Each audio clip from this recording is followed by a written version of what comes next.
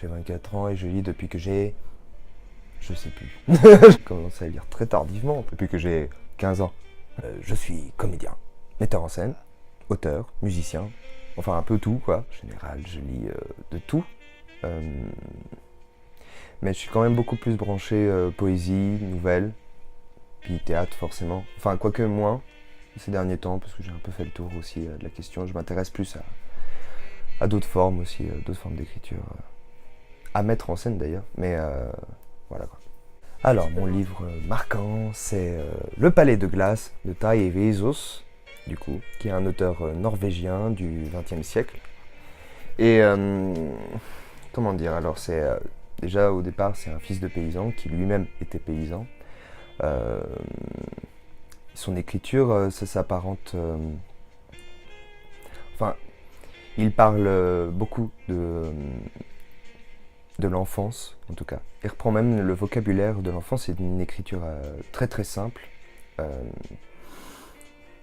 Enfin, c'est vraiment pas difficile à comprendre, mais il arrive à instiller dans cette écriture comment dire, une sorte de langage invisible qui fait que quand tu le lis, tu deviens, enfin, t'offre une sensibilité par rapport au paysage des fois qu'il décrit ou à l'univers qu'il décrit, et ce sans forcément en parler directement. On n'est pas du tout dans une forme de lyrisme ou quoi que ce soit, c'est vraiment dans l'indicible et l'ineffable que ça se passe avec lui, dans l'enfance aussi. Bah ça c'est un chapitre, mais c'est un chapitre poème, c'est un petit chapitre d'une page où il a écrit un poème du coup. Pendant que nous sommes là, la neige tombe de plus en plus dense. La manche de ton manteau se couvre de blanc. La manche de mon manteau se couvre de blanc. Elle forme des liens entre nous comme des ponts enneigés. Mais les ponts enneigés sont gelés. Ici, à l'intérieur, la chaleur règne. Sous la neige, ton bras est chaud. Doucement, il pèse sur le mien. Il neige et il neige, sur des ponts silencieux, des ponts que les autres ignorent. Alors ça raconte déjà l'histoire de deux enfants, de deux jeunes filles, Sis et Un. Et ça commence comme ça.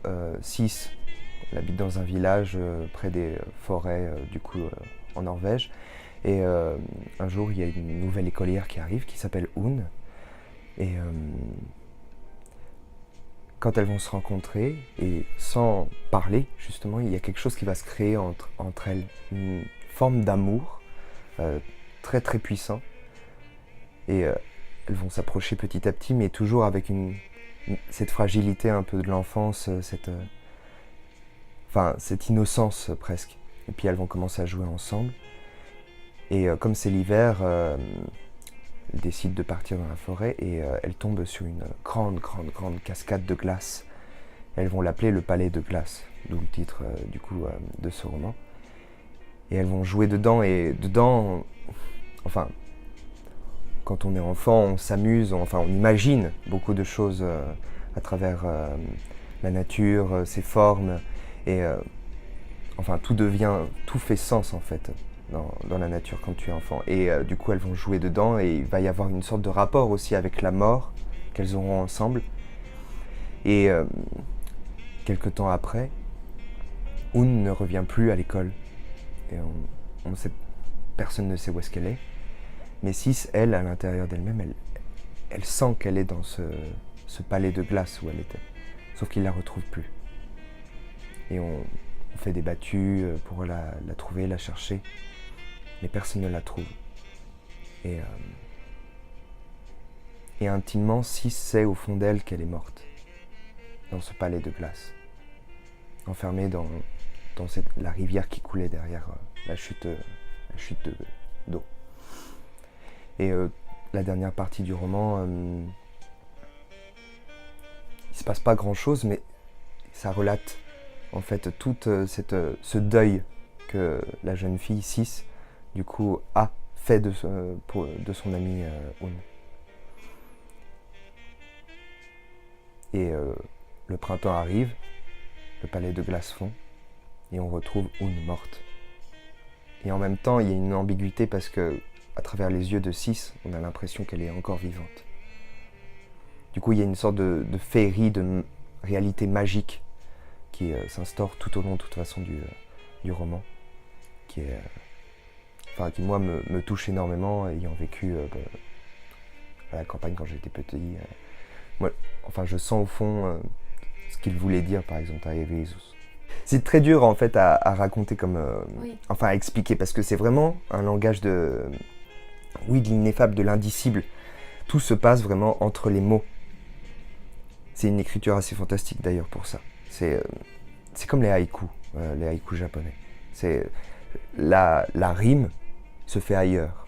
C'est pas en la lisant ou en la disant qu'elle intervient tout de suite. Le sens n'intervient pas tout de suite, il intervient quand on a fini et qu'on hume le poème. C'est un langage vraiment très simple, il n'y a rien de compliqué dans ce livre. Et pourtant, ça touche à des cordes très sensibles en fait de notre humanité et aussi du coup de notre enfance, de notre innocence perdue parfois, mais que j'imagine en tout cas tout le monde aime sentir vibrer en soi, même quand on vieillit et tout.